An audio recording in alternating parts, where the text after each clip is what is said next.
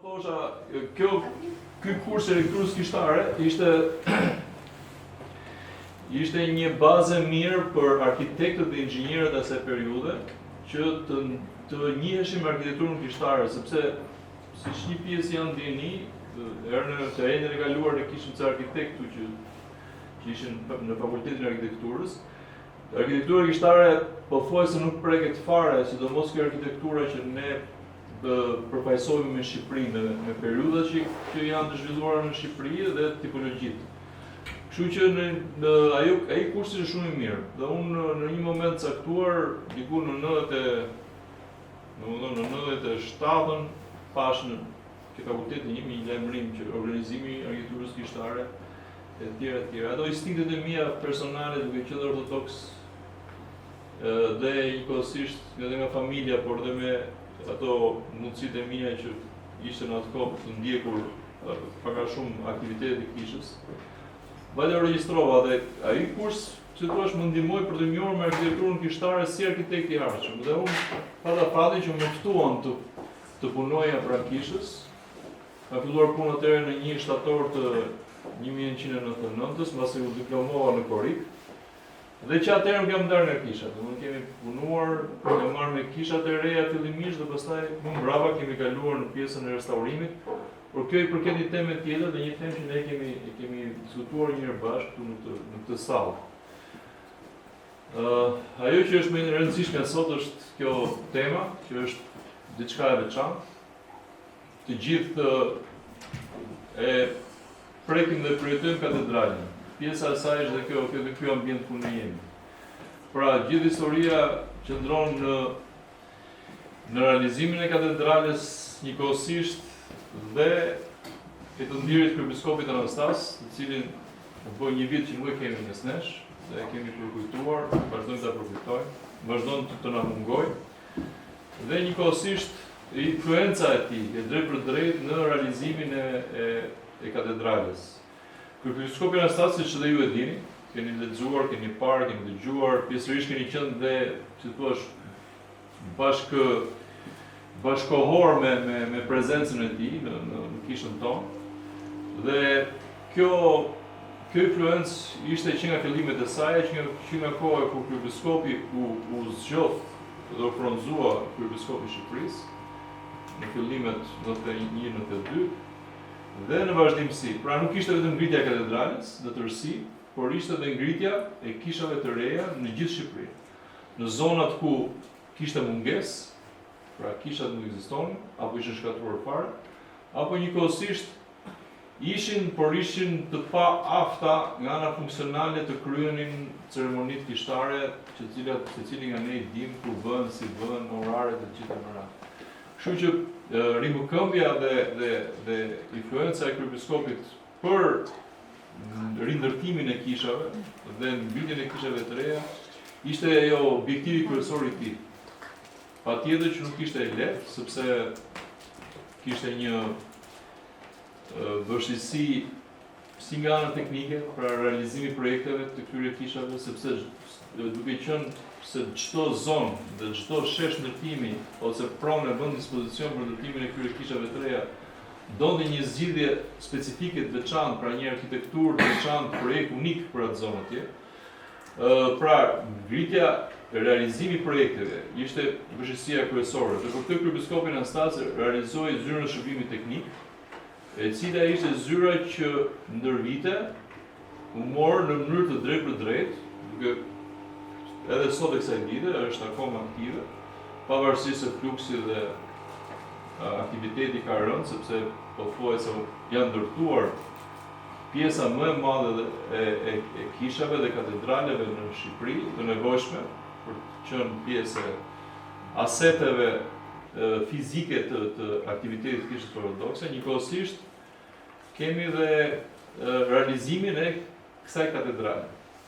Pra nga ajo zyrë shërbimit teknik, e cila fillimisht u mor me projektet, pati shumë ndihmë nga arkitektë të huaj, të cilët njihnin arkitekturën kishtare, sepse në vitet e monizmit arkitektët kishin mbaruar atëherë në atë periudhë. Patjetër që nuk njihesh arkitektura kishtare sepse kisha dhe kleri dhe feja kryesisht ishte ekskluduar nga jeta e përditshme, ishte ekskluduar nga jeta shpirtërore, ishte ekskluduar nga jeta teknike e kësaj tipologjie ndërtimesh. Kështu që arkitektët e periudhës monizmit, të cilët filluan punë në këtë zyrën shërbimit teknik pranë kishës, nuk i njihnin arkitekturën kishtare. Dhe ishte një boshllëk i madh. Pra duke vajtur për eksperienca të ndryshme jashtë Shqipërisë në zonat ku njihesh kjo arkitekturë dhe kishin përvojë, duke ardhur arkitekt të huaj, një nga arkitektët e huaj që erdhi që ishte edhe njëkohësisht dhe klerik, por nuk ishte vetëm klerik, ishte edhe mur, ishte padër teologu, drejtuesi i parë ose themeluesi i parë i kësaj zyre shërbimi teknik, i cili me një përvojë të zakonshme në arkitekturën kishtare, pra mbaruar shkollën, i specializuar për këtë lloj arkitekture, njohës i veçantë për të krijuar një përvojë shumë të madhe në zbatimin e këtyre objekteve, ishte një shtytës shumë e mirë për të krijuar një plejadë të arkitektëve që njohin arkitekturën kishtare. Sepse siç tham, ishte dhe kulmi i kësaj zyre, pjesa e saj deri në momentin që filloi realizimi i katedrales, kam qenë dhe unë, sepse pastaj kalova me pjesën e restaurimit, ishte dhe realizimi i katedrales që ne ndodhemi sot. Pra, katedralja ishte një qëllim kryesor, ishte një ëndër. Ishte një ëndër për besimtarët, ishte një ëndër për kryepiskopin. Ishte një e drejtë e mohuar e kishës ortodokse në kryeqytetin e Shqipërisë, sepse vetëm kishës ortodokse ju prish një kishë, e cila ishte në funksionin e katedrales, që ishte kisha kur sot ndodhet Hotel Tirana International, ose dikur 15 kaçe, dhe kryepiskopi gjithmonë kishte një shprehje që u ndërtuan të gjitha, pra ndërtua katedralja katolike, xhamia që ishte në qendër, që kemi këtu vitur me Skënderbeun, ishte pra, nuk ishte prishur. Pra besimtarët pavarësisht se e vogël e tjera kishin një vend ku të quheshe krye kult, po themi, për të vajtur për të ndjekur autoritetet e tyre. Dhe kryepiskopi gjithmonë thoshte që neve na mungon, ose Tiranës i mungon një sy. Pra një sy ishte xhamia e besimit musliman, dhe i mungon syri tjetër që ishte pjesa e katedrales ortodokse. Për situatën e cila i referohesh në ngjarjes së vjetër, pra prishjes së një kishe dhe ndërtimit mbi të një hoteli në atë periudhën e monizmit, shteti një farë mënyrë i detyroheshe kishës një vend cilësor për të ngritur një katedrale të denjë. Dhe kjo ishte ambienti ku ne gjendemi këtu sot. Pra ky ishte një lloj parku i cili kishte degraduar komplet. Jo një park i mirëfillt ku njerëzit mund të rinin, të relaksoheshin, të rigjeneroheshin, siç është ndoshta parku që është ngjitur këtu, parku Rinia. Por një park në formë kalimi, në ato vitet e para të monizmit, të basmonizmit, ishte krijuar një lloj pislëku këtu, domethënë në këtë lloj parku, nuk dua të përmend gjëra sepse papu e di se çka kemi gjetur dhe çka ka pasur në periudhë. Pra e kishte humbur komplet vlerën. Dhe fal dashamirësisë asaj periudhe, atëherë ka qenë kryeministër Fatos Nano, po ka ndihmuar si kryeministër në atë kohë, ka qenë dhe kryeministër tjetër pa ndihmuar çik Ilir Meta? Jo, Ilir Meta ka qenë Majko, Patelin Majko të SPGM. Dhe fatmirësisht ata në mënyrë ligjore patjetër ndihmuan në një kompensim të kishës ortodokse në këtë territorin këtu. Pra e tokë kishin marrë, u vlerësua detyrimet që ishin ndaj kishës e tjera, dhe në bazë gjithë proceseve të njohura në atë kohë, ju dha këtë tokë kishës. Dhe këtë tokë ishte, siç e shihni, ka qenë në okupime, kjo ka qenë ministria në krahun e Jugut, ka qenë ministria e mbrojtjes në atë kohë, ushtria, pra. Këtu ka qenë gjithmonë PS-ja, këtej kufizoheshe në Ministrinë e Bujqësisë, siç është edhe sot kësaj vite. Kryepiskopi ishte shumë vizionar. Një nga vlerat e tij, përveç pjesës shpirtërore që ne e dimë të gjithë etj. Ishte vizionar. Pra, nuk pati një lloj ngurtësimi, siç mund të ndodhte me çdo shqiptar në atë kohë po ishte në pozicionin e tij. Pra, ngurtësimi ishte, çfarë do të themi ngurtësim? Pra që të merrte një arkitekt kudo, që e njihte arkitekturë gjyqtare, thoshte më bëj një katedrale se nuk ta ndërtoj. Pra, kjo ishte mënyra më naive që mund të bënte dikush në vendin e tij, dhe të porosiste një katedrale dhe ta ndërtonte. Por vizioni i tij ishte shumë përparimtar për kohën, që ndoshta edhe ju e shihni sot që bëhen konkurse për kulla, për sorte, disa janë reale, disa jo reale, por ama bëhen. Kryepiskopi një gjë të tillë e realizoi në atë kohë. Pra, ftoi fillimisht të bëj një paketë. Unë fatmirësisht kam qenë pjesë e grupit të stafit që merreshin me arkitekturë e katedrales, pra me fillimin e procesit të realizimit të kësaj arkitekture. Dhe në një moment caktuar na mblodhin në atë kohë se ne takoheshim me kryepiskopin si zyrë dhe diskutonin në mënyrë të drejtë për drejtë me atë, në mënyrë të hapur, siç e dini ishte i thjeshtë, i komunikueshëm. Unë personalisht, po dhe asëre më brava, kisha si i ri kisha atëherë, isha para shumë moshën tuaj. Njëkohësisht isha i rishtar edhe në pjesën e besimit, pavarësisht se nga familje, kur kishte familje ortodokse me tradita ortodokse, me njohje me të gjitha. Thosha me veten time, gabim bëja, po ti shkoj të tregoj, te kam treguar të tjerëve, si ka mundësi që tash ky është prift. Nuk mund të bëhet arkitekt ky, pra, nuk mund një farë mënyrë nuk mund të ndalëheqë në pjesën e arkitekturës. Ne ishim të gjithë arkitekt, patjetër me përvojën tonë etj, që kryuar përvojë shumë mirë. Dhe kisha ndryshimet e mia, dhe kur takoheshim flisnim, diskutonin me të gjitha, dhe pastaj u ra dakord që të bëshe një konkurs i madh. U ftuan studiot shqiptare të asaj periudhe, që nuk ishin shumë, dhe njëkohësisht u ftuan dhe studiot të huaja, të cilat duhet vinin me idetë e tyre.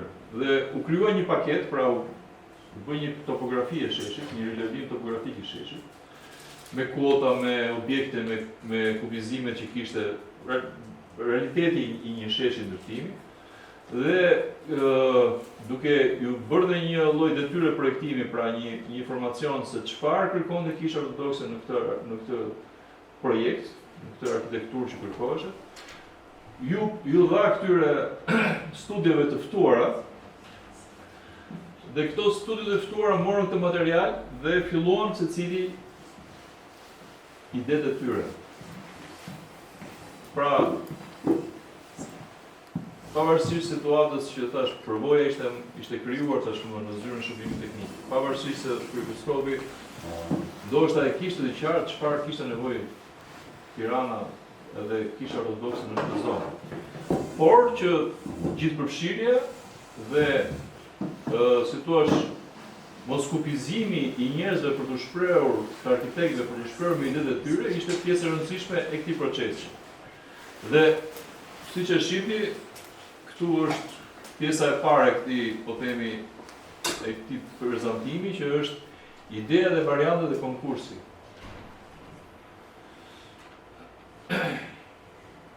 Këtu kemi një variant i cili është aktualisht një maketë druri. Në atë kohë patjetër që nuk është se kishte shumë mundësira edhe materiale për të realizuar maketët, siç ka sot, një printim në 3D, i sintetizuar me materiale sintetike, nxjerr sot për mrekulliera, mjafton të kesh modeluar shumë mirë në 3D në programet elektronike një model të bukur bashkë me detajet përkatëse, dhe mjafton me një printim shumë thjesht dhe krijon një maketë 3D ose një model 3D. Ky është një variant tjetër. këto janë pjesë, këto janë nga ditë e konkursit. Dhe fillimisht u sollën gjitha materialet nga pjesëmarrësit. U sollën materialet, u depozituan në një zyrë sipër, në një sallë afër zyrës së kryebiskopit, aty ku do bëhet edhe konkursi. Ky është një variant në cilin unë kam marrë pjesë në mënyrë jo zyrtare. Kjo është një studio në Tiranë. Tash nuk e di nëse ekziston më, por atë periudhë, duke qenë se donte të merrte pjesë në konkurs, më sugjeruar mua që t'i orientoja për arkitekturën kishtare që ata do prezantoheshin në modelin e tyre. Dhe para shumë kjo pjesë, kjo po themi kryesore që është kisha pjesa e katedrales, ka qenë ideja ime bashkë me pjesën e kullës ose po themi ngrehinës së këmbanares. Nuk ishte një variant i keq, ishte frymëzuar nga tipologjitë e vjetra të arkitekturës kishtare, duke parë edhe pjesën e altimetrisë në kupola deri në kulm fare, po njëkohësisht duke përmbajtur arkitekturës e tipit rotond, sepse një arkitekt i thjesht me pak përvojë, duke parë sheshjen e ndërtimit, shef që aty ti nuk mund të bësh një katedrale të stërzgjatur, sepse sheshi ishte pak a shumë në një formë kuadratike të rregullt, jo shumë i zgjatur. Dhe tipi rotond do ishte maksimalja e mundshme e shfrytëzimit të këtij sheshi. Vjoj me variantet, këto ishin variantet. Pra ishte një punë e madhe, ju dha këtyre studieve të projektimit. Pra një nga studiet e projektimit, e cila më vonë doli dhe fituese, ishte një studio newyorkeze, e cila arriti që fitoi sepse pati si të propozimin më të mirë të mundshëm në atë kohë, pavarësisht se do të them në vazhdim si që ai propozimi i parë u përpunua dhe arriti në këtë që jemi sot, por baza ishte ajo. Pra ishte një punë e madhe, u bën projekte, u bën makete, u bën prezantime, panele të ndryshme si shihni ne nga mbrapa në gjitha ato panele prezantuese. Kjo është një nga variantet, kjo është çik specifike e veçantë, e bërë nga një studio greke. Dhe çfarë ndodhi këtij modeli më vonë, pasi u skualifikua, pra nuk fitoi, sepse një do fitonte. Nga 8-9 variante sa ishin në konkurs, do fitonte një. Dhe kryebiskopit pak a shumë i pëlqeu sepse ishte një lloj po e tipit rotond, po ishte me element tradicional, po të shihni këto fasadat, këto elemente, këto kupola kryesore të gjitha. Dhe sot kjo është zbatuar në qytetin e Gjirokastës, është katedrala e Gjirokastës. Dhe kryebiskopit i pëlqeu, nuk e harroi. Dhe kur erdhi momenti që të bësh diçka për Gjirokastën, pra u gjet sheshin atë, ju e keni kaluar në Gjirokastër, është rrugës kryesore, një vend shumë i mirë, me aksese me të gjitha. Dhe kryebiskopi tha, do zbatojmë një nga variantet që mua më ka pëlqyer në pjesën e katedrale, e varianteve të katedrales. Dhe kjo është zbatuar sot në Gjirokastër. Kështu ishin maketet, dikush e kishte zgjeruar dhe më tepër, që bërë pjesë nga planimetria e qendrës Tiranës, me volume. Këtu jemi në momentin e konkursit. Pra siç e shihni kryebiskopi është i pari në tavolinë. Është i pari në afër modeleve, është i pari pranë prezantuesit. Dhe për të qenë gjithmonë transparent, dhe nuk është se ka qenë, si thua, diçka e mbyllur, pra, siç ndodh ndonjëherë në dom në konkurse që ne dëgjojmë poshtë e lartë që takuon, bashkuon, fitoi njëri, dhe asnjëri nuk e di si fitoi, pse fitoi, etj. Këtu ishin të ardhur nga të gjitha drejtimet, arkitektë lirë shqiptar në Tiranë. Profesor nga Fakulteti i Inxhinierisë Ndërtimit, të Fakultetit Shtetëror. Dhe arkitekt të huaj njohës arkitekturës kishtare, bizantine për bizantine më radhë gjithë. Kështu që ishte një spektër shumë i madh, plus edhe nga zyra e shërbimit teknik që ne ishim atëherë. Ishte një spektër shumë i madh që ishte mundësi të kishte një përzgjedhje sa më reale, sa më konkrete dhe sa më efikase, sepse a dim gjitha shprehen. Një mendje është mirë, por kur janë dy është shumë mirë, kur janë tre është shumë mirë akoma sepse krijohet një logjikë e fortë dhe e balancuar. Këtu është momenti pranë prezantimit. Vazhdojmë prezantimet. Siç kemi parë sot, ndoshta sot janë bërë të zakonshme. Një panel i bukur i printuar, një maketë aty dhe ai arkitekti që mbron atë projektin e vet.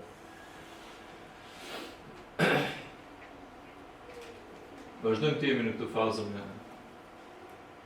projektimin e konkursit.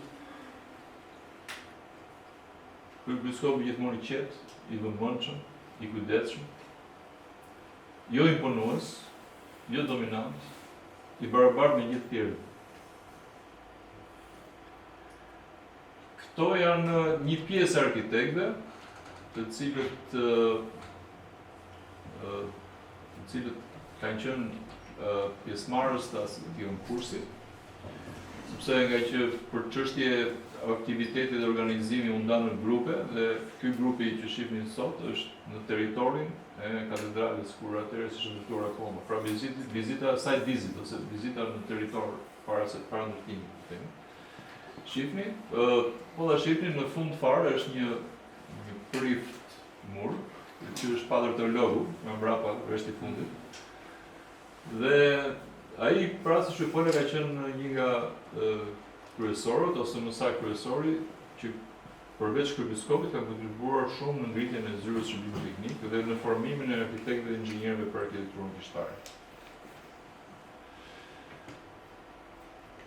Erdhi fundi, varianti fitues. Duke qenë se unë kam qenë gjithmonë aktiv në këtë organizimin, pavarësisht se nuk isha protagonist. Isha dhe i vogël atëherë, s'isha mbushur ditët e Perëndisë, isha protagonist, por ama ishte në pjesën e përpavijës të këtyre aktiviteteve. Konkursi ishte shumë i pastër, shumë i denjë, me një pjesëmarrje goxha të mirë, me një pretendim nga të gjitha palët për të fituar, pra kishte luftë paqësore, jo luftë për trashëgim. Dhe njëkohësisht edhe votimi ishte si thua, fitoi me shumica ai më i mirë, ai që dhe votuan të gjithë. Dhe kryebiskopi kishte një vot. Të tjerët kishin votat e tyre. Pra nuk është se kishte një dominancë nga ana e kishës që ne na pëlqen kjo dhe prandaj u ftuan të gjithë, dhe u ftuan profesionistë. Ky është kryearkitekti i studios newyorkeze, i cili që në atë moment filloi punë me kryebiskopin. Takoheshin shpesh, më saktë. Shihni që aty ka një maketë. Kjo është maketi i parë dhe varianti i parë i katedrales. Por unë do të them e kam thënë dhe Paput në një moment që kemi pasur një intervistë, do të them një përvojë dhe një ngjarje që mund nuk e heq dot nga mendja dhe gjithmonë e mbaj si pikë referimi, dhe një kujtesë në formë nostalgjike për kryebiskopin. Ishte, siç e shihni në tavolinë në dorë të kryebiskopit aty ka një variant të këmbanares. Pjesës së kishës, pra nausit kryesor të propozuar nga studio newyorkeze. Ata kishin bërë një këmbanare në formën e një që edhe kryebiskopi po dënë na u duk si një kull aeroporti. Ato që drejtojnë ato lëvizjet e avionëve në aeroport, edhe drejtojnë të durimet brenda territorit të aeroportit. Dhe nuk është se u pëlqye shumë.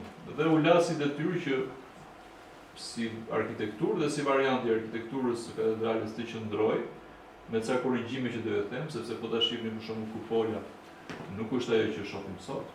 Njëkohësisht dhe ca element këto dritarëve të gjata, domethënë janë ndryshuar gjithmonë për mirë, pra kështu ndodh me çdo projekt, me çdo arkitekturë. Sepse nëse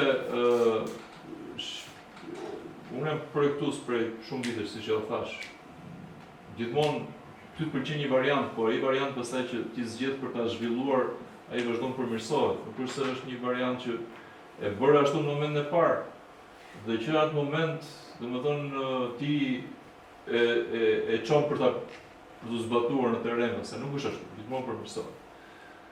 Dhe ne takoheshim edhe ne shpesh me kryebiskopin atëherë, ishim një grup i vogël, i cili komunikonte me kryebiskopin për punën e fazës së finalizimit të arkitekturës së katedrales ose të variantet fituar. Dhe kishim bërë shumë variante atëherë atë kohë, të këmbanare sidomos. Dhe kryebiskopi një moment na mblodhi në zyrën e tij, jo tamam në zyrën e tij kur rinte, që kishte tavolinën e madhe, kur rinte vetë të gjitha, por ishte ngjitur me të, ishte një sallë e madhe, më e madhe se zyra e tij, dhe aty kishte një tavolinë të gjerë, dhe ne uleshim rreth asaj tavolinës dhe diskutonim. Kryebiskopi një moment largohet, ne kishim ardhur me fleta, me printime, kishim bërë, unë atë kohë fatmirësisht isha brezi i parë që në 99, 98, 99, në 2 vitet e fundit të fakultetit, na mësuan AutoCAD-in. Njëkohësisht AutoCAD ishte programi kryesor që ne punojmë arkitektët, dhe njëkohësisht dhe 3D Max. 3D Max ishte ishte softi i cili tridimensionalet e realizuar në AutoCAD kalonin dhe 3D Max dhe materializoheshin. Dhe unë isha brezi i parë që dija të përdorë këtë program, dhe ishin në momentet e para që në Shqipëri filluan të digitalizoheshin projektet. Pra nuk bëheshin më me dorë, me rapid, me vizore, me gjëra, por filluan të bëheshin në kompjuter. Dhe kryebiskopi largohet një moment dhe ne tham ku iku, se iku pa na thënë çu do iku. Vjen pas 3-4 minutash me një variant. Siç e shihni këtu, na vjen me 5 qiri në dorë, të cilët i kishte lidhur, me ca si fasheta të bardha, dhe njërin e kishte ngritur më sipër, dhe 4 tjerët i kishte hapur, dhe kishte krijuar këto 5 element bashkë, dhe tha, erdhi ke neve aty dhe tha, unë kështu dua tha, të këmbanare. Dhe ne ngelëm dhe e morëm atë modelin që ne kishte bërë kryebiskopin në mënyrë primitive. Pra kishte marrë 4 qirinj nga ato qirinj me dyll të verdh që ne i marrim për raste të mira, kur duam të kemi cilësinë ato proceset tona kishtare, domethënë marrim një qiri të mirë me dyll që digjet me kujdes, etj. Dhe e morëm në zyrën tonë atë. Dhe mbi atë pastaj punuam.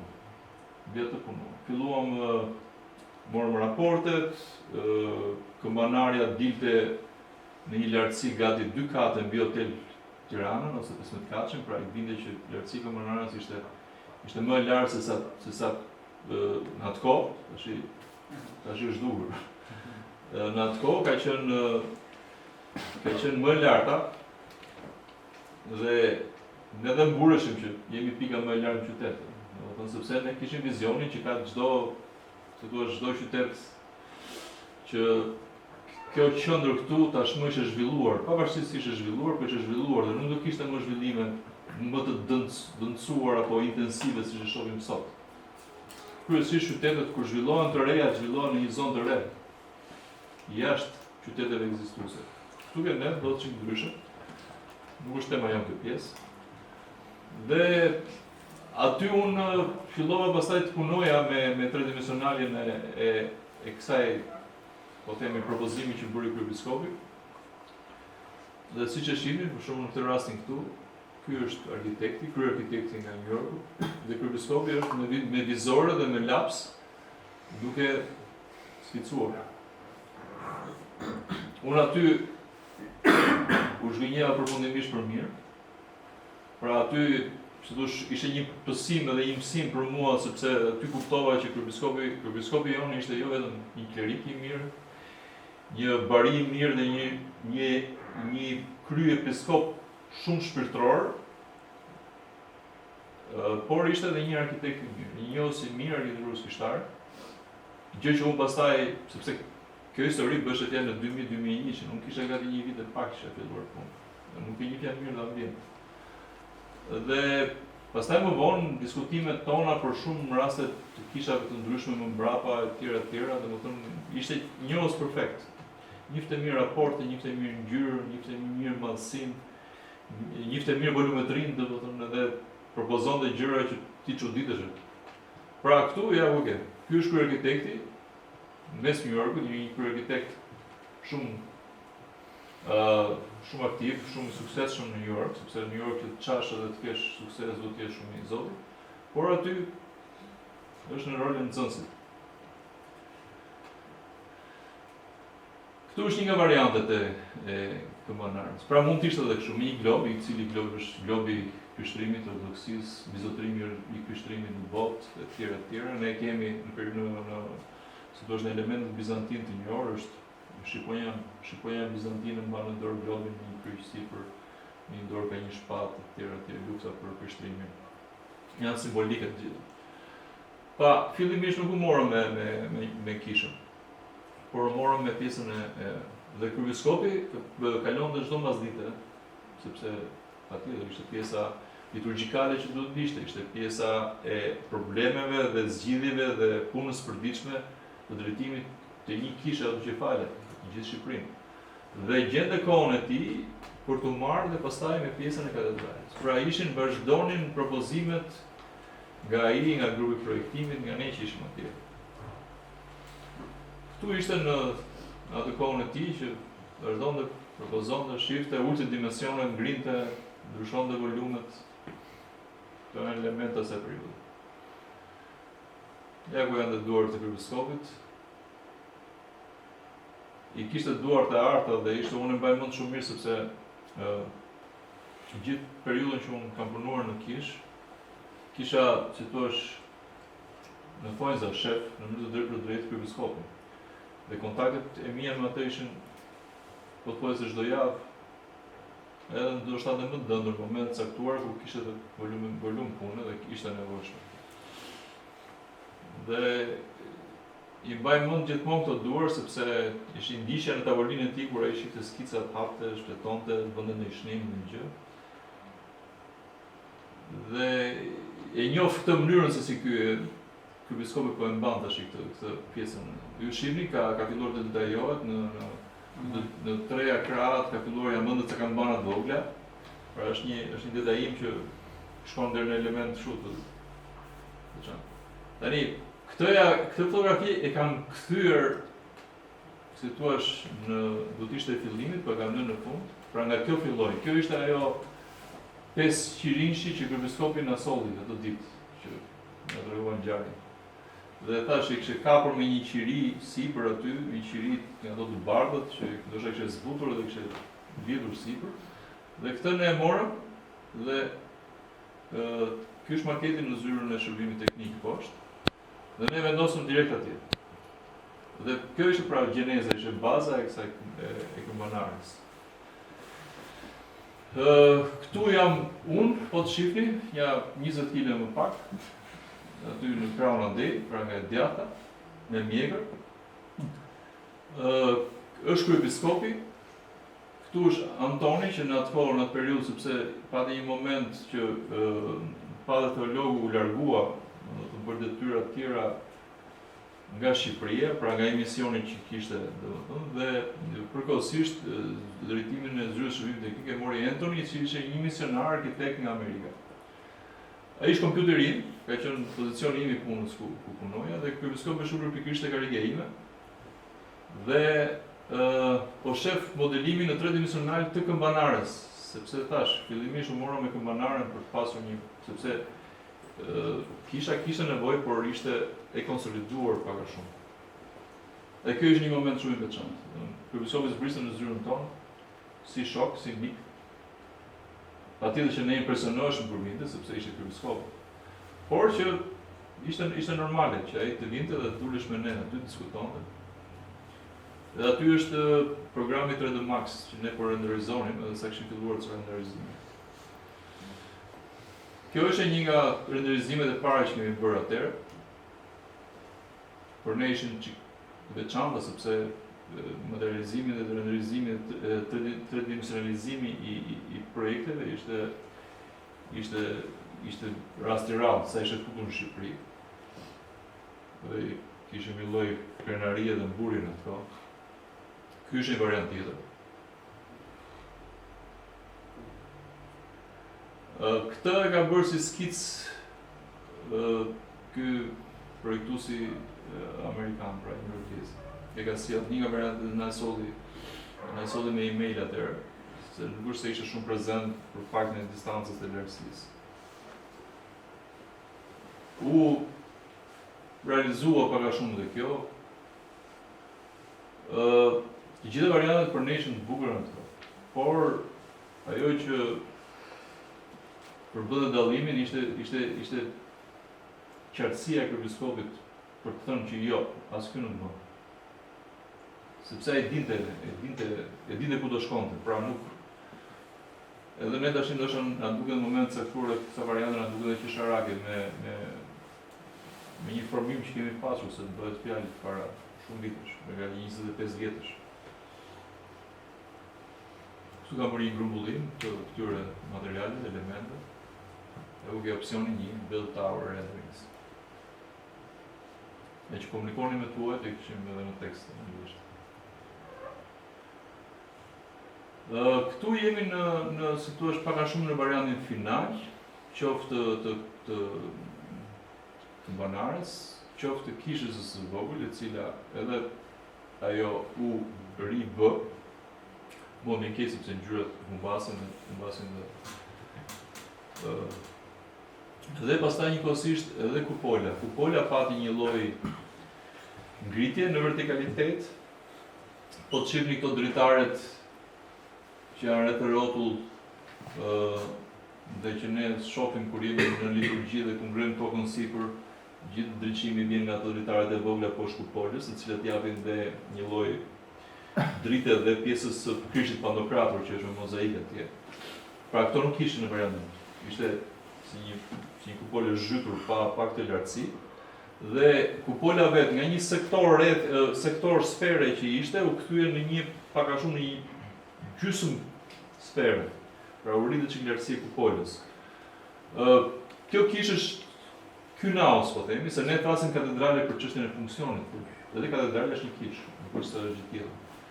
Është tipit rotond, me këto 4 kontrafortet, të cilët në mënyrë simbolike në katedralen tonë, por në katedralet e vjetra, siç është rasti i Shën Sofisë, kishës famshme të Justinianit, shekullit 5, kontrafortet, 4 kontrafortet që ka Shën Sofia, janë kontrafortet të cilët nga ana strukturore mbajnë kishën në këmbë.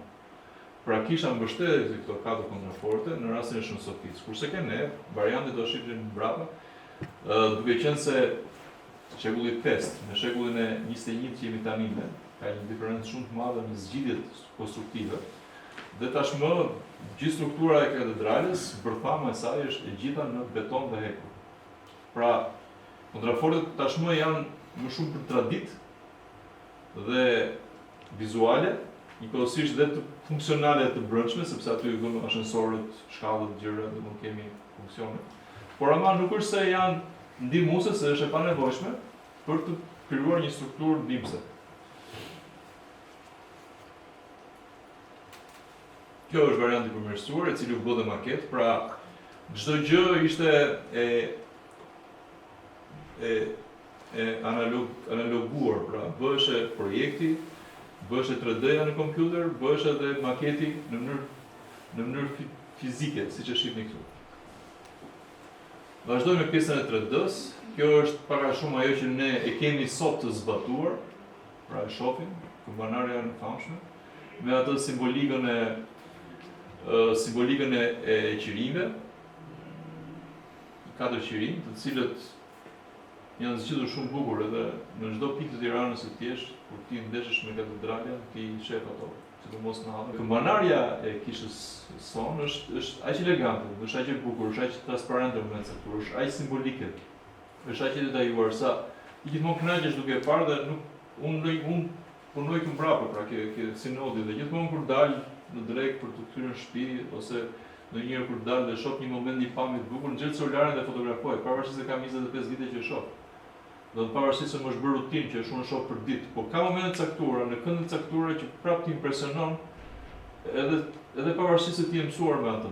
Dhe kjo është ajo efekti që duhet të ketë projekti dhe arkitektura, të cilat mos bëhen mos bëhen bezdisë me kalimin e kohës, por gjithmonë të ngjallin më shumë kurreshte dhe të tërheqin më shumë me kalimin e kohës, dhe kjo këmbënara jonë ka arritur. Këtu po jap pjesë nga projekti, neve që jetojmë dhe e shfrytëzojmë në sensin e mirë të fjalës këto objekte ose këtë kompleks kishtar të katedrales. Shihni katet minus, pjesën e sinodit, lidhja e kateve minus me sallën kryesore të naosit kryesor, pra ku zhvillohen ceremonitë. Këto janë pjesë nga projekti, unë i kam përzgjedhur. Edhe në sfond duket edhe pjesa e kapelës, kishëzës, mund ta quani, ose paraklisit, domethënë gjuhën e vjetër të kishtarët. Këtë janë element nga projekti. Kjo është pamja nga ballore, pamja nga perëndimi, që ne përballemi direkt sa vim në zonë. Kjo është një, tani unë këtu shoh që juve perceptoni, dhe kjo është pra sheshi funksional i gjithë sheshit të ndërtimit dhe kuota 00 të kishës katedrale, të kishës së vogël, këmbanares dhe pjesës së sinodit. Ne sigurisht e përkujtojmë për ditë. Pjesa tjetër është ndërtimi i katedrales dhe Anastasi si kryearkitekt dhe kryesupervizor. Pra, si kryearkitekt ishte pjesa e parë, tani shtohet dhe kryesupervizor. Pra është një lloj titulli që unë i kam vënë për ta që to është teksuar, sepse kryebiskopi nuk rreshti me aq. Pra, bëj një projekt i bukur, ra dakord që do të zbatosh. Kryebiskopi, siç ishte pjesëmarrës në projektin në realizimin e projektit në përzyra, ishte aq prezent, aq pjesëmarrës dhe aq protagonist dhe në materializimin dhe realizimin e objektit në terren. Pra, çfarë ndodhi? Me shumë vështirësi që unë nuk mund t'ja u shpjegoj, sepse ca gjëra dhe si duash i kaluar dhe koha, por me vështirësirat më dhaja, si nga ana administrative për të marrë një leje, si nga ana fizike në terren për të filluar dhe për të realizuar punimet. Pra kjo është sheshi që ju shihni, kam filluar ngërmimet dhe sapo ka filluar të idhet betoni i varfër. Pra betoni i varfër që është pjesë që është para themeleve, dhe këtu ka filluar në njëkohësisht dhe shtresa e poshtme e armaturës ose e hekurit të themeleve. Dhe ka qenë një moment që kryebiskopi po bënte bekimin e punimeve dhe ishte ceremonia që ne bëjmë, ti pajazmoj, të cilin nga ne e di, sepse këtë gjë e bëjmë në shtëpi tona në momentet e caktuara, që na vjen një klerik që kemi mik dhe ftojmë të na bëjë azmoni e shtëpisë ose ambienteve ku jetojmë. Pra këtu janë protagonistët e saj kohe, pra, qoftë klerik, qoftë tjerë që kanë qenë ndihmës në këtë periudhë. Dhe këtu ishen me atë pjesën e Borzulokut, duke bërë pjesën me ujë të bekuar dhe pjesën e azmos. Ky ishte fillimi i gërmimeve. Pra u fillua direkt nga rruga kryesore, pra kteki, kjo shtëpia me gjete. Filloi u ça gradualisht, voqa ajo ka qenë një përdur muratur që ndante në disnivelin nga kjo që diku ka ngelur te kjo te PS-ja aty te disniveli. Dhe këtu kemi fillimin e punimit, pra gërmimin. Pjesë nga gërmimi, shumë peripeci, aty kalonte një kabull i rëndësishëm një furnizimit me energji të Tiranës, asnjëri nuk e lajmëroi. Normalisht kur merr një leje, merr edhe ca udhëzime që shikohet se në këtë pozicion këtu me një hartë me një skicë caktuar, kalon një kabull kaq elektrovolt që duhet të keni kujdes në kuotën kaq, do të ndesheni me atë, do të punoni punime më speciale gjithë. Fatmirësisht nuk ndodhi gjë për humbje jetë e njeriu, por ky kabull kut në një moment njëri një pjesë të Tiranës ka drita, jo për fajin tonë. Normalisht ndodh kështu, kur ti bën një kabull 1 metër parasetarisht nivelin e kablit vjet një shirit i madh plastik, i cili kur dikush gërmon dhe ndeshet me këtë shirit, merr një informacion, shirit i thotë, kabull kaq elektrovolt dhe informacionin që e merr në terren, përveç se do ta japë institucionet përkatëse, asgjë, asnjëra tjetër. Dhe patjetër që u riparua, u transportua, u kthye, doli jashtë territorit të katedrales, sepse ishte. Kjo është një nga ngjarjet. Gjëra tjetër ishte, po themi, rënia e murit të rrethues që kishim me sepse fillimisht kjo është Ministria e Mbrojtjes, pra këtu ka ushtar, ka oficerë në atë kohë, tash ne shohim kemi Ministri e Ekonomisë, kemi KQZ-n e famshme që ne i dimë por që në atë kohë ka qenë pjesa e ministrisë, aty kishte ushtar dhe duke qenë se ishte as 10 vjet nga ndryshimi i sistemit, mentaliteti i ushtrisë në atë kohë ishte që ushtar, edhe ne na rrinin ushtarët në periferi të gërmimeve. Ushtar të veshur me Kalashnikov, sa atëherë Kalashnikov ishte zyrtar, domethënë akoma si armë ushtrisë tonë, po që ishin dhe muri ishte nga që ata kishin bërë një mur shumë të cekët, pra muri s'kishte themele. Dhe në momentin që gërmohesh e këtij, rëshkitjen e dheut, se është jemi mësuar këto ditë, kemi parë shumë rëshkitje në rrugë për gjëra dhe jemi mësuar dhe juve se ç'ndodh. Ai muri palosura. Patjetër që u ribë nga e para, shumë histori, domethënë, por që janë ngjarje që ne përballeshim për ditë me shumë tension. Se patjetër që një pjesë e mirë donin që të bëhej katedrale, po ka edhe një pjesë underground, të cilët nuk dalin në duke, por që vinin dhe pengesa në shumë forma dhe ju jeni protagonistë. Po të lexoni në momente të caktuara, jo gjithmonë, po ka njerëz që flasin dhe kundër nesh, nuk na duan, etj.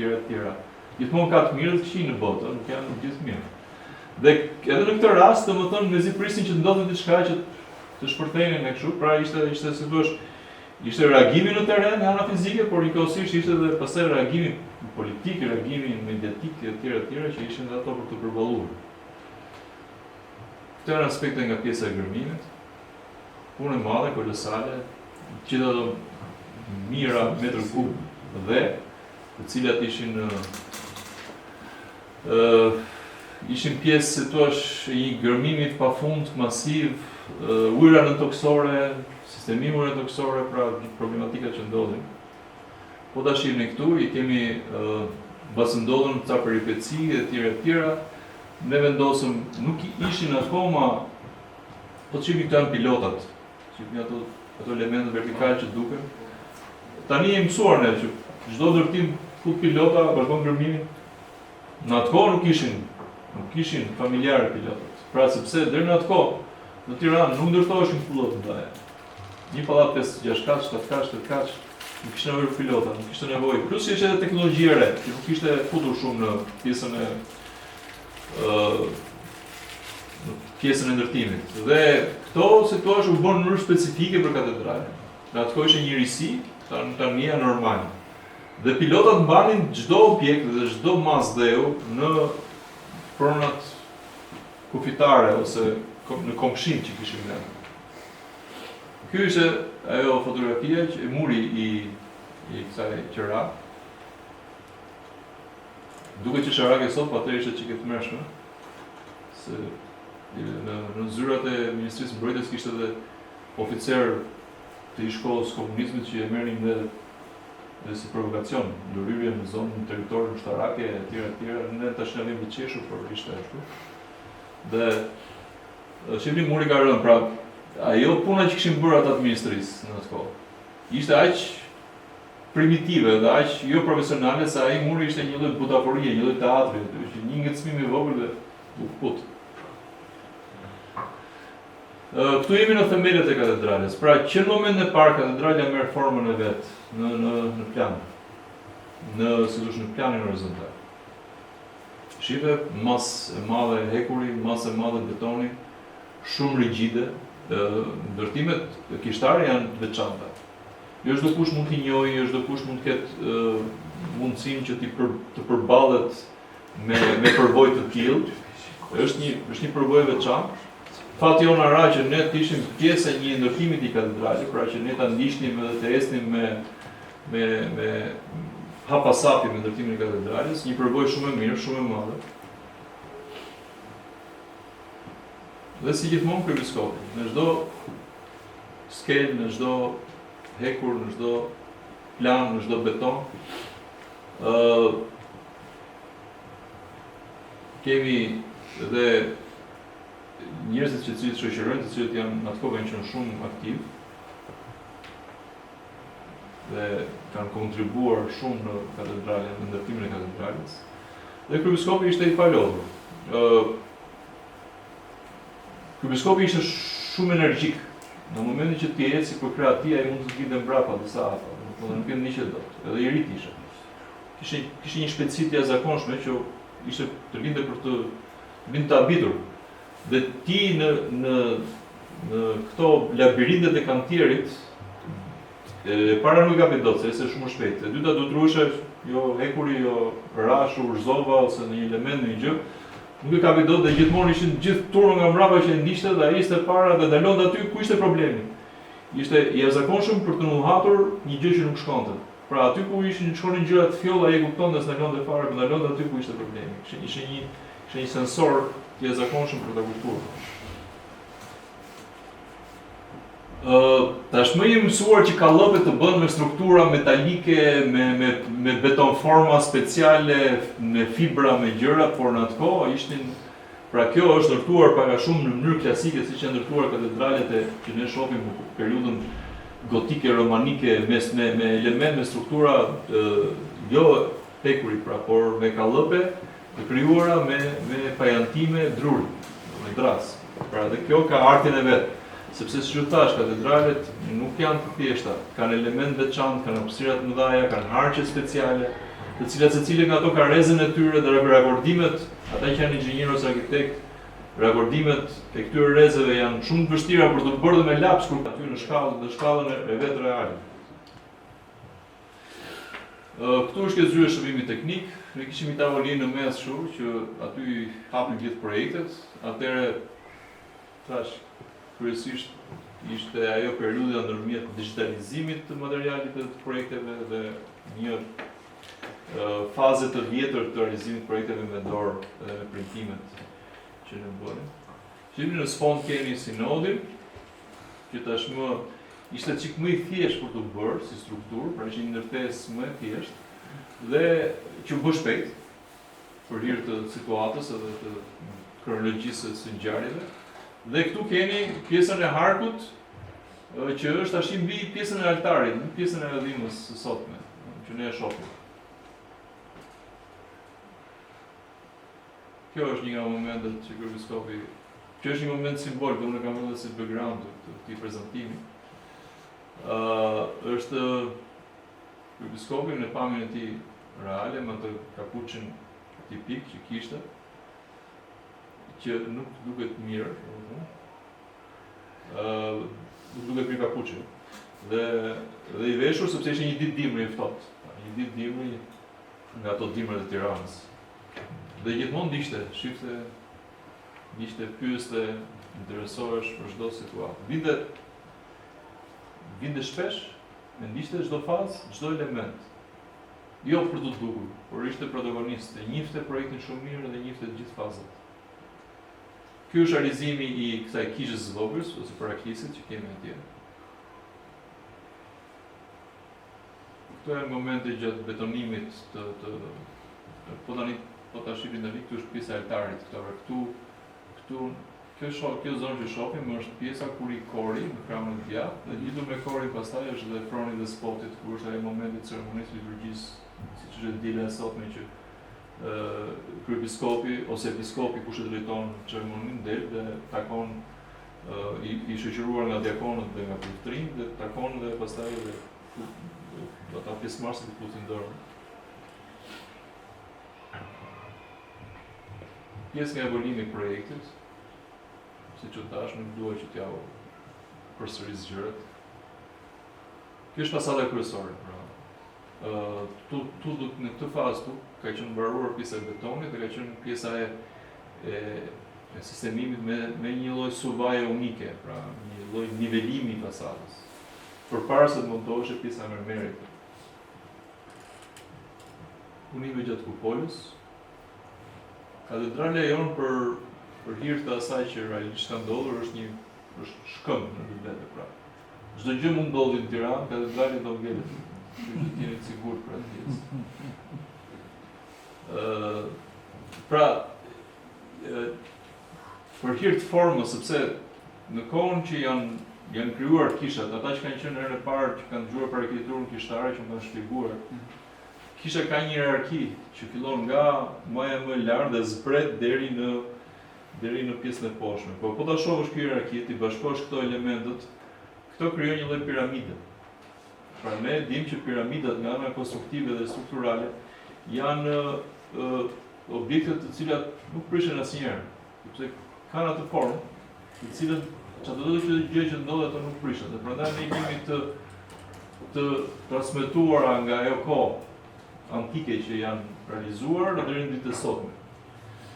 Dhe katedrale jonë ka një lloj strukture të jashtëzakonshme, e tepërt në sensin jo të keq të sigurisë, por dhe si strukturë më vete, duke qenë se ne i duke bërë katedrale, dhe katedralja është një arkitekturë klasike e ambienteve fetare të krishtera dhe të faltoreve, dhe kjo në vetvete një strukturë e tillë, dhe sikur ti kishe këto paretet 10 herë më të holla se sa ky beton që ne shohim, pra do rritet në këmbë dhe është shumë e fortë. Pra kuptoni se sa rezervë sigurie ka ana konstruktive e kësaj katedrale. Është bërë që të jetojë siç kemi, po themi pavarësisht se ka pasur edhe fazat e veta, por mund të jetë një temë tjetër që papu mund ta regjistrojë për Shën Sofinë e Konstantinopolës. Unë kam bërë një temë dhe kam material që mund ta mbajmë dhe një temë këtu për kishën e Justinianit, sepse është një kishat që është krijuar simbol jo vetëm nga ana e pamjes, dhe atë kanë kopjuar jo vetëm kishat e mëvonshme të periudhës bizantine, por e kanë kopjuar edhe krijimi i besimit të ri mysliman në faltorët e tyre. Pra po të shihni xhamit, ose xhamia blu që është përballë kësaj kishe etj, të gjithë kanë kopjuar pastaj. Pra ishte kopje. Dhe por është temë tjetër. Pra kthehemi te katedrala jonë këtu, e cila është, për të thënë, është jo një lloj replika ose një lloj kopje e kishës së Konstantinopolës, së Shën Sofisë aty. Por bazuar në traditën e marrë dhe transmetuar nga Shën Sofia ndër vite në 15 shekuj deri në ditët e sotme, tipi rotond, katedrala jonë i përket tipit rotond me 4 kontraforte, me kupol, me dritare, dhe që është e tipologjisë kishtare të tipeve me rotond. Pra bëjnë pjesë të dyja katedralet, pra dhe Shën Sofia në Konstantinopolë, edhe kjo jona, bëjnë pjesë në këtë tipologji. Ajo është fillimi, kjo është për momentin fundi, por patjetër që do ketë të tjera më brapa. Këtu është pasi është pastruar, pra është derdhur betoni, janë krijuar format baza, është bërë puna më e vështirë nga ana konstruktive, sepse patjetër që dhe pjesa e rifiniturës, vendosja e pllakave, elementeve, mozaikut, dritare dhe tjera, dhe ka punë e vetë, është edhe ajo punë kërkon shumë energji, shumë durim, shumë kreativitet. Kryepiskopi gjithmonë ka pasur bëshësi me pjesën e shikimit, dhe të gjithë jemi koshient. Ka pasur ndërhyrje operacioni, shumë shqetësi, syzet e tij që ishin të trasha, kishin problem, domethënë numri i tij i lartë të gjitha, dhe ardha në një ditë dielli në katedrale ishte përbënte një sforcim shumë të madh për kryepiskopin. Real, sepse ishte kërkuar që mos dilte në ditë me diell me drejtësim kaq të fortë, sepse dëmtonte më tepër syt, tellonte problemet që kishte në sy e tjerë. Patjetër vinte syze dielli speciale, të cilat ashtu dhe ai ishte pavarësisht kësaj ai ishte prezant aty. Domethënë ai vinte, kontrollonte. Ky është një nga drejtuesit e kompanisë i cili mori përsipër zbatimin e katedrales. Dhe kjo është një ditë rutinë e zakonshme të cilën tash kryebiskopi vinte. Siç u thash, kallëpet dhe kjo është pjesa e krijimit të kupolis për drurin, në mënyrë primitive, jo në sensin e keq të fjalës. Por atë kohë aq ishte teknologjia, aq ishte maksimale e mundshme. Në një ditë normale, duke diskutuar në zyrën e kryebiskopit, kjo është zyra ku ne mblidheshim. Dhe këtu diskutohej çdo gjë, projekti, ecurit, detajet, materialet.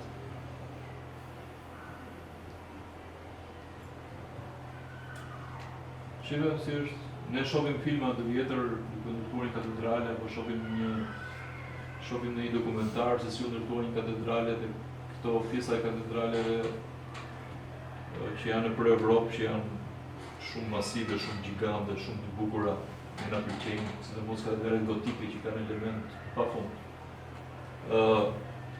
Kjo pamje të jep një përshtypje që se si mund të ndërtuar ato.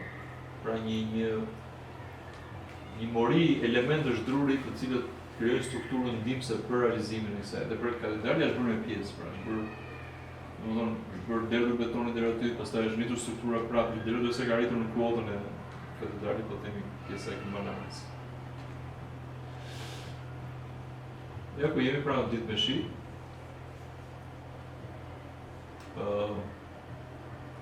Vazhdimi i situatës.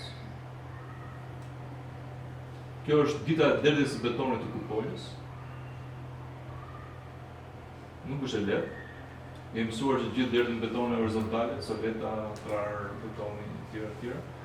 Themele, por kjo është ka qenë pjesa e vështirë, sepse betoni duhet të qëndrojë në pjesën arkore, e cila ka një pjerësi, por forca gravitacionale e tërheq betonin poshtë.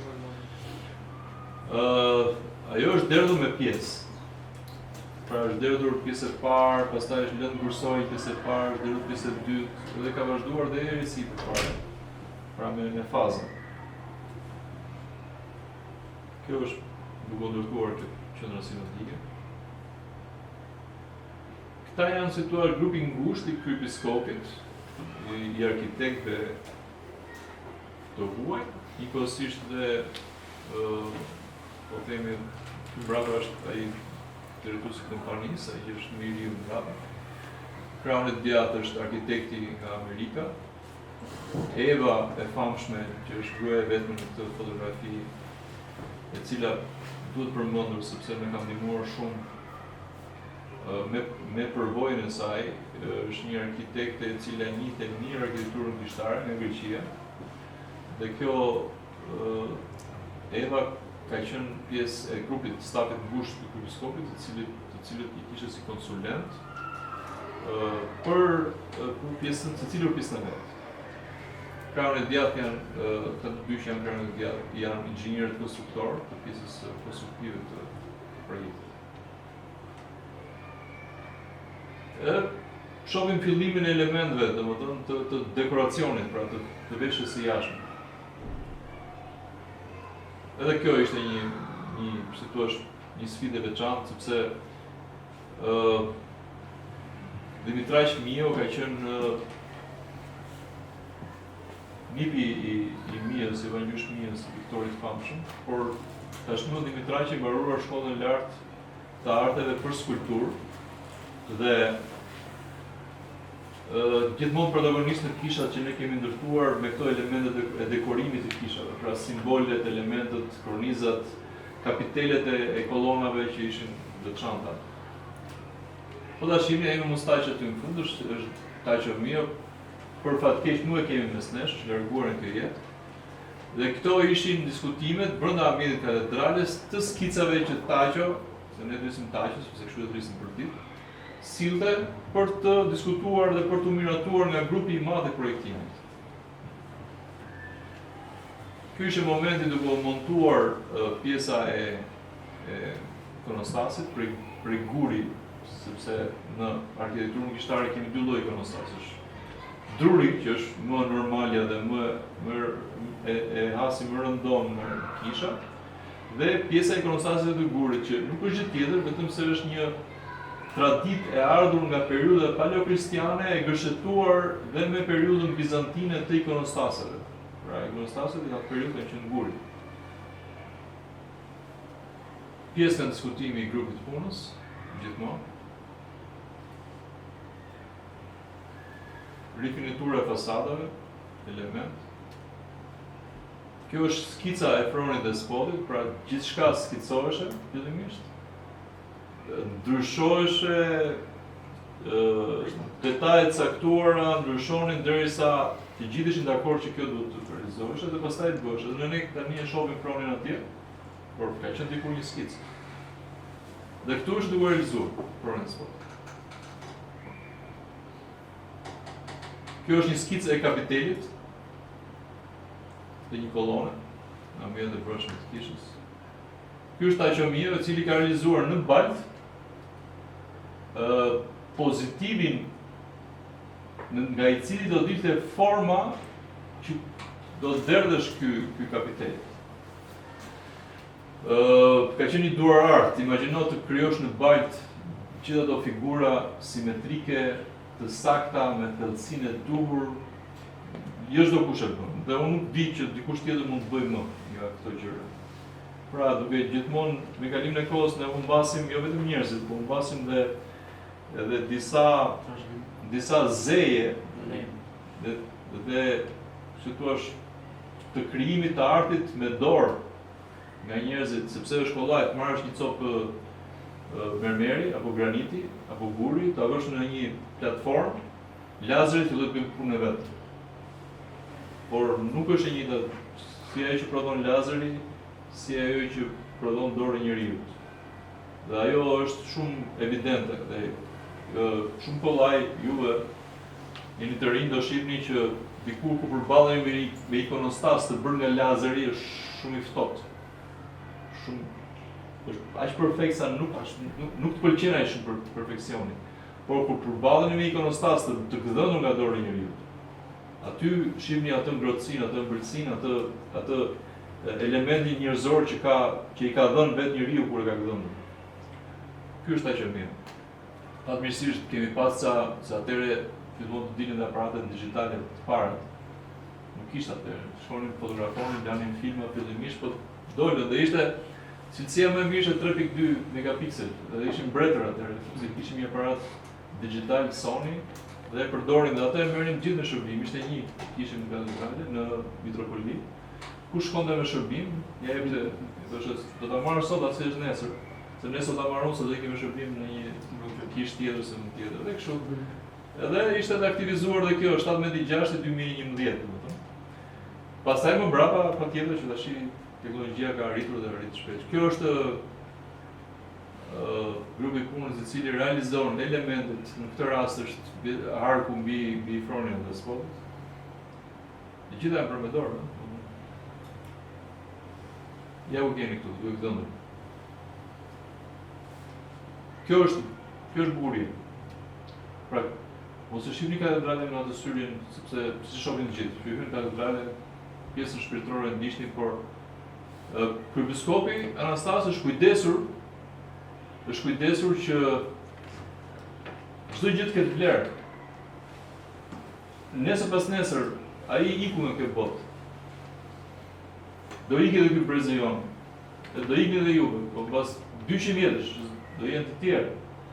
Mos kontestohet asnjë element.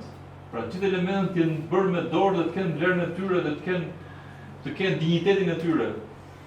Pra, tjetër është një njeri e shef kollaj atë që është bërë me lazer, është shumë perfekte, është shumë.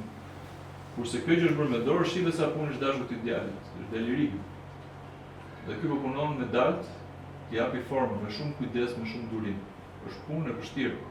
Se një dalt e gabuar, edhe poshtë gjithë punën e kryer përpara, që mund të ketë një muaj. Ai është mermer, është një lloj mermeri.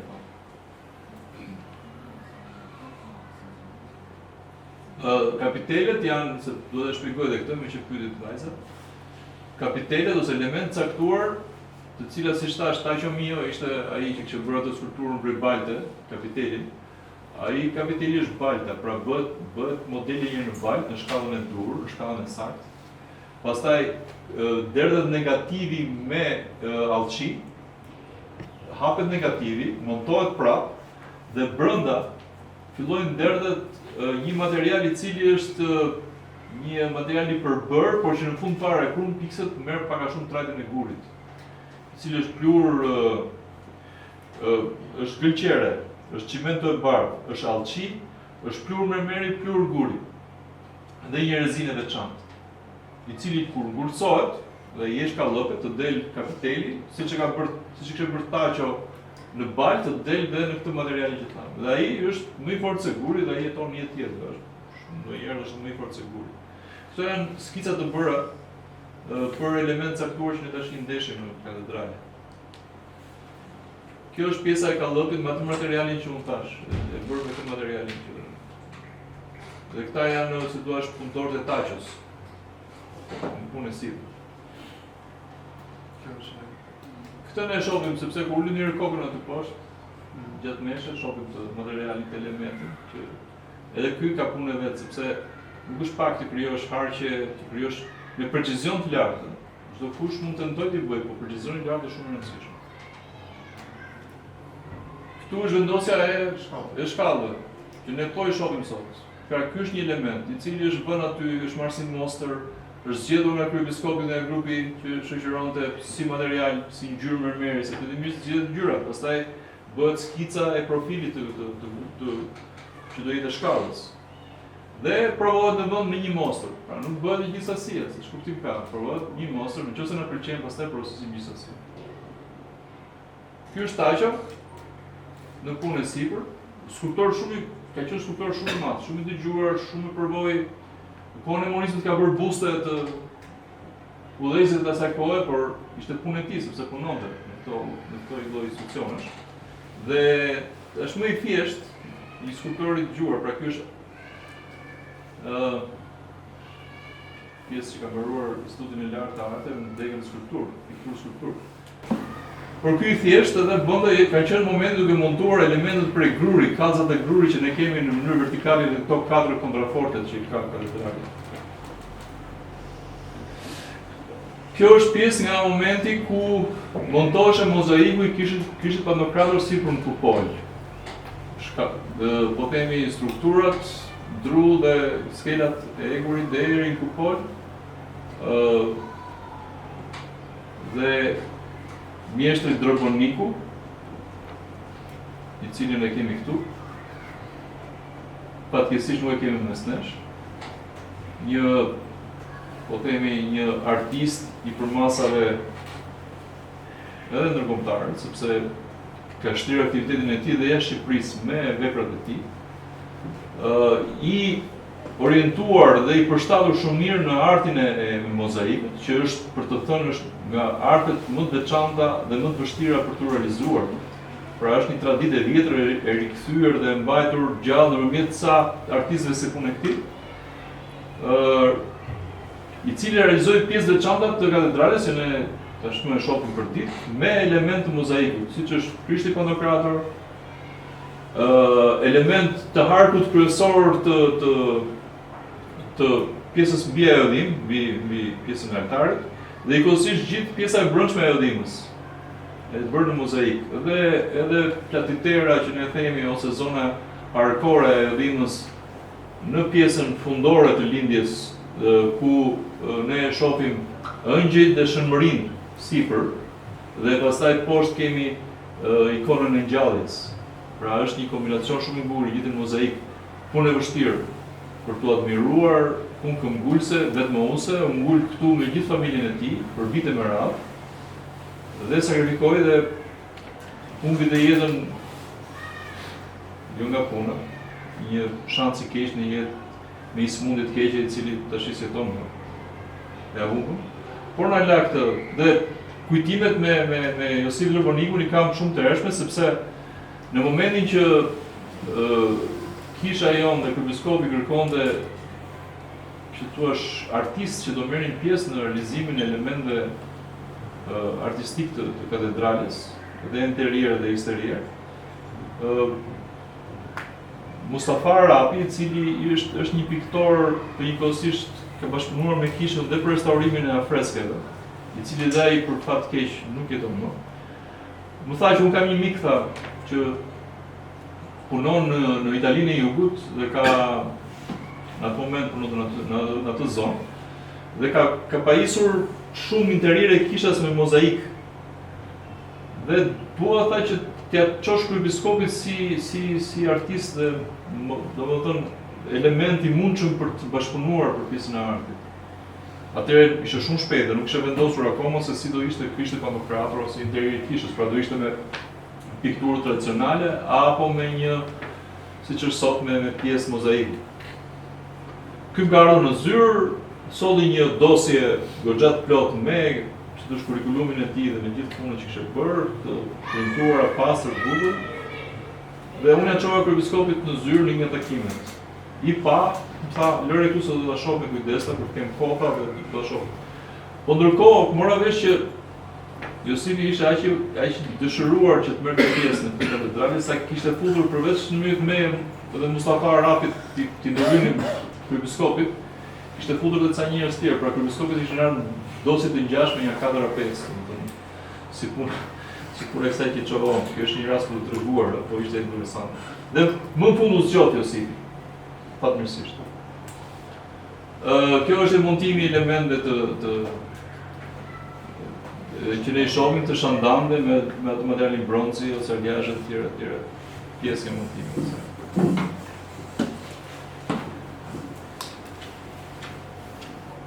Këto janë elementet dritareve me atë ngjyrën karakteristike që ne shohim, sidomos te kjo pjesa ballore ku ne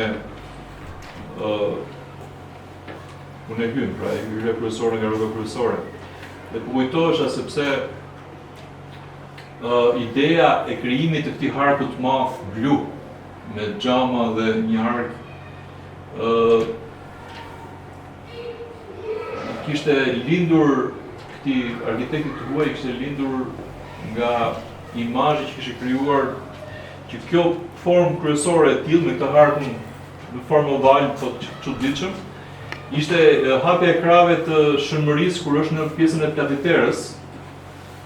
Dhe kjo pjesë e platiterës, shëmëria është me krave hapura dhe është tipike dhe ai kishte kopjuar atë formë dhe kur të hynin në katedrale dhe të ndeshenin me këtë elementin, siç është ky elementi kështu blu me xham, ajo është një simbolike e shëmërisë që ju pret në ngjyrën e saj. Mendoni edhe këtë, solitutje.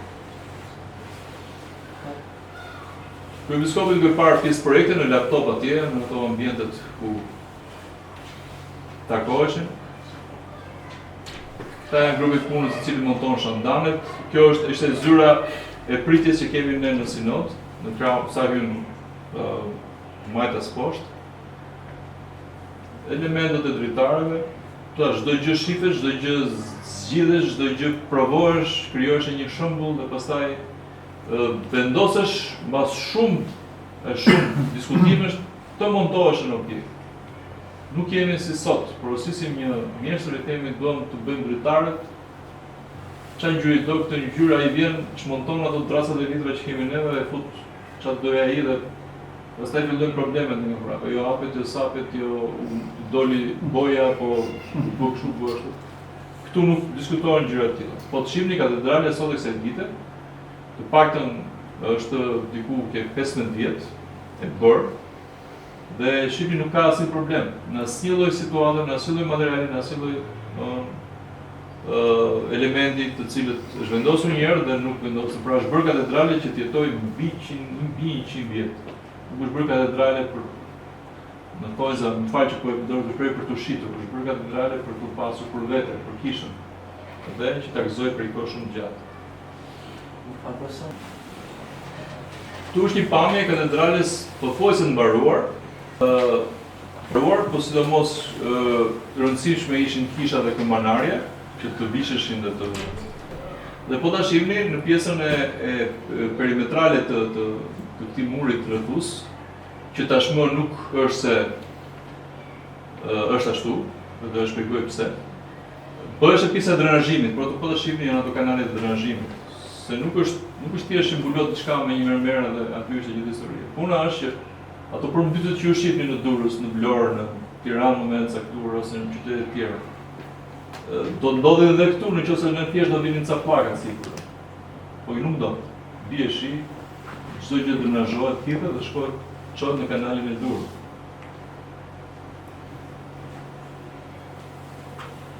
Bijimi i kontrolleve rutinë. Kjo është montimi i kryqeve. Montimi i kryqeve. Si në paraklisin e vogël, ashtu edhe në katedralin, në polin kryesor. Kjo është moment nga montimi i këmbaneve, nga grupi që ka ardhur për të montuar këmbane. Kryesisht ishin grupe të huaja, sepse janë element elektroteknologjik, të cilët nuk është se gjenë në Shqipëri. E para njëra në Shqipëri nuk bëhet një këmban, sepse s'ka kush i prodhon dhe s'ka kush i shet. E dyta, që kjo këmban të funksionojë dhe të biri, duhet pajisje elektroteknike speciale të specializuara, të realizuara për atë dimension këmbanes, edhe këmbanat nuk është se janë standard.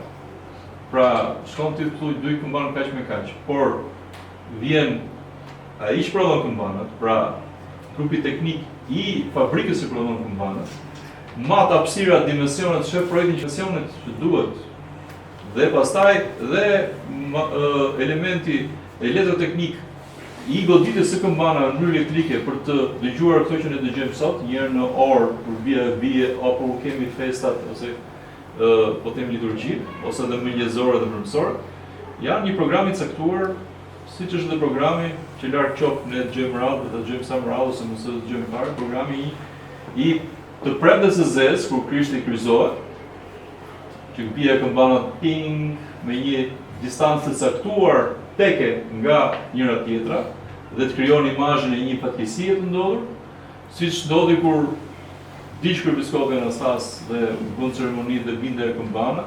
Ne tash ta dëgjojmë sa më radhë, ta dëgjoj vetëm për festën e Pashkve, por jo për gjëra të tjera. Dhe pra është një program që shumë i komplikuar, që është thjeshtuar me anë të ca butonave. Pra shtypi buton dhe ai buton ka një program të caktuar dhe i bie për një aktivitet të caktuar. Kjo është montimi i elementeve në sallën kryesore. Salla jonë kryesore, të gjithë e dinë, është më e famshme, virës përcaktohet si nga më të famshmet në zonën e Shqipërisë po dhe jashtë saj, për sa i përket akustikës, formës që ka, orientimit që ka të pjesës dhe të galerisë sipër, por edhe të pjesës poshtë, shumë praktike, edhe pjesa e fuajes, pra pjesa mbrapa skenës, gjithë. Kështu që është një gjë që është shumë e veçantë dhe e preferojnë të gjithë ta marrin me qira, të bëjnë aktivitete, ju e shihni që gjithmonë është aktive. Dhe duke qenë aktive, bëhet shumë e preferuar, po përveç se bëhet e preferuar, sjell të ardhurat për kishën tonë, sepse dhënia me qira ka kosto. Kjo është pjesa e fundit, që unë do ta mbyll dhe nuk do rrim shumë gjatë, është pjesa e shëntrimit të një kryevepre të krijuar me aq mund dhe përkushtim. Kaq vite, pra dita e ceremonisë së shëntrimit të kishës. Ata që kanë qenë prezent, përfshirë dhe mua, ishin të nderuar sepse kanë marrë pjesë në një ceremoni të veçantë, nuk ndodh, pra nuk ka përndodhur më që të ndërtohet një katedrale ortodokse në të ardhmen të bëhet ceremonia e shëntrimit, sepse u bë. Kaq. Këtë katedrale do kemi tash në jetë tjetër. Dhe është fat që ti jesh aty prezent, se të në aktivitete dhe në organizime, në pritje shumë despot, shumë episkop, shumë klerik, shumë murgj të ardhur nga zona ndryshme të botës për të marrë pjesë në këtë katedrale. Patjetër ishin pjesëmarrës, ishin edhe element nga qeveria, presidenca. Këtu është po pjesa e saj dite.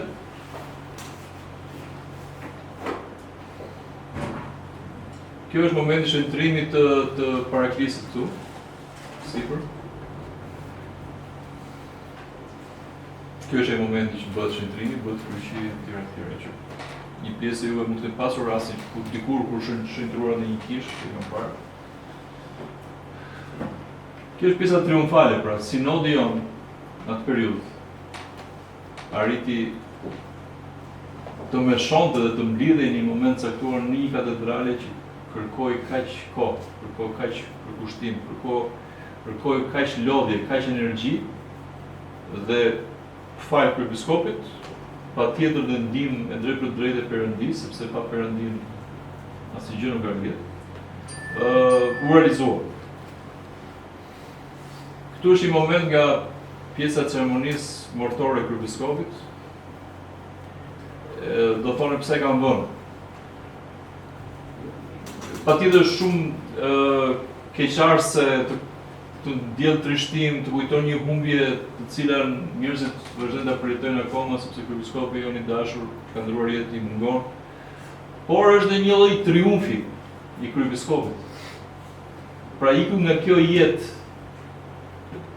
duke plotësuar të gjitha gjërat e tjera, por plotësoi dhe ëndrrën e tij dhe ëndrrën e çdo besimtari dhe ëndrrën e kishës ortodokse të Gjykatës së Shqipërisë për të pasur një katedrale dinjitoze. Dhe kryepiskopi jon, dikush që di dhe më mirë se unë, po dhe unë kam informacion dhe di dhe kam parë,